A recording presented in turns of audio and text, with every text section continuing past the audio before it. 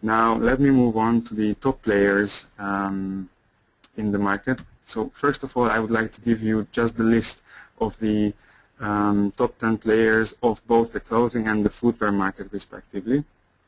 I already mentioned that there is a major difference in terms of share. So the market is clearly dominated by the clothing chains, like 75 to 25% approximately. There is also another difference in terms of the nationality of the players. As you can see, and we mark this with blue font color, the local players. By local I mean they have origins in the region. And the difference is that while in the clothing segment, the top 10 retailers come from outside of the region, with the exception of LPP, as I have already mentioned. But in the footwear segment, 70% of the top 10 are local chains.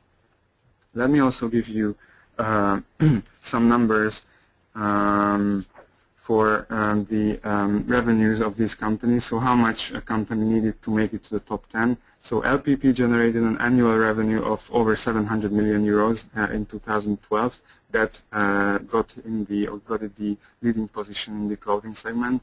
Inditex generated approximately 550 million euros, and I would like to also give you Pepco. So a company needed approximately 150 million euros to make it to the top 10. The levels in the footwear segment, however, are reasonably or lower. So there, Deichmann needed a bit over 410 million euros to make it to the top 10, top of the top 10 list. CCC generated approximately 330 million euros, while Kazar Footwear, the last player of the top 10, managed to get to the top 10 with only 25 million euros. So there is a major difference in terms of revenue between the two segments. As for the concentration of these two segments, it's quite similar. So the top 10 companies account for approximately 36.5–37% of the respective markets. So this is quite similar in both segments. And now, as I promised, I would like to give you a comparison of the top two players in each segment. First of all, the clothing segment. And I believe that this is a very interesting comparison, as the top one and the first two players in this segment couldn't have a more different background than this. You may see LPP, the biggest player of Poland, and since 2012 the biggest player in the region as well. And next to it there is Inditex, the biggest clothing retailer of the world. As you can see in their total revenue from 2012, there is a major difference. So LPP generated over 760 million euros in 2012. This is the overall revenues, not only from the region, while Inditex generated 15.9 billion euros of revenue in 2012, which made it the top clothing retailer of the world. It is obvious that they have major differences in terms of the importance of the region. So in case of LPP, the revenue generated in the region is 95%, whereas for Inditex it is only 3.5%. You may also see the shares of the stores located in the region compared to the share of stores outside of the region. What I would like to point out, though, is the two shares compared, so the share of revenues and share of stores located in the region. So in case of LPP, the share of revenues is higher than the share of stores, which means that the average revenue per store is actually higher in the region than in stores outside of the region. This is understandable, as most of the stores of LPP outside of the region are in lower income countries such as Russia or the Ukraine, whereas for Inditex it is exactly the other way around, because Western European markets are clearly more developed than Central Europe. So there the average revenue per store is much higher than in Central Europe. We also listed for you the banners that these retail chains operate. I would like to mention Reserved. That is the main banner of LPP for the international expansion, but I should also mention House and Mojito as well.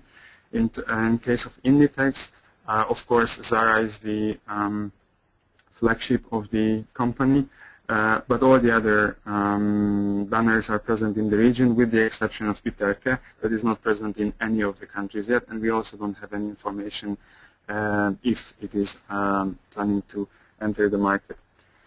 I already mentioned the expansion strategies of LPP. Now I'd like to say a few words about that. So LPP decided to move out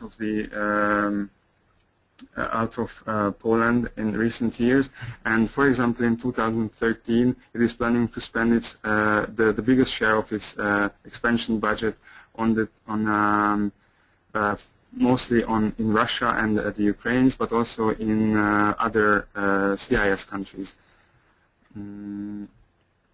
We are definitely curious to see how this development goes. We believe that the chances of LPP are very good in this aspect. Now let me move on to the footwear segment, where if I said that the clothing comparison was interesting, this is even more interesting in my opinion, as it is also one international company or one bigger chain versus one local, so one regional chain of CCC. But what makes it even more interesting is that CCC has just recently announced that it is planning to move on the home market of Deichmann, and it is planning to set up to 1,000 stores in Germany in the next 10 years.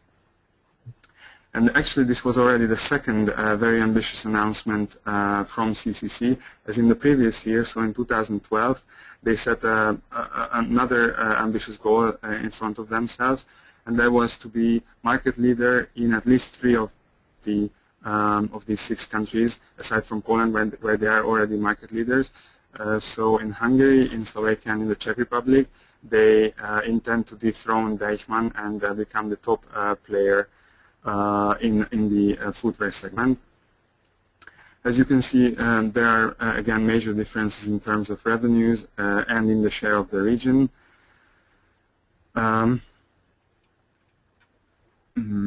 However, this may change very fast based on the dynamics of CCC's expansion in the region. Let me just give you some numbers to support that. So CCC opened its very first shop in the middle of 2012, both in Hungary and in Slovakia, and since then, until May 2013, they opened altogether 28 stores in Hungary and 19 stores in Slovakia. So the rate of expansion is very fast. So if they manage to keep it up, and if they manage to pace their pace and finance the rate of their expansion, we believe that Deichmann will have very serious competition in the coming years.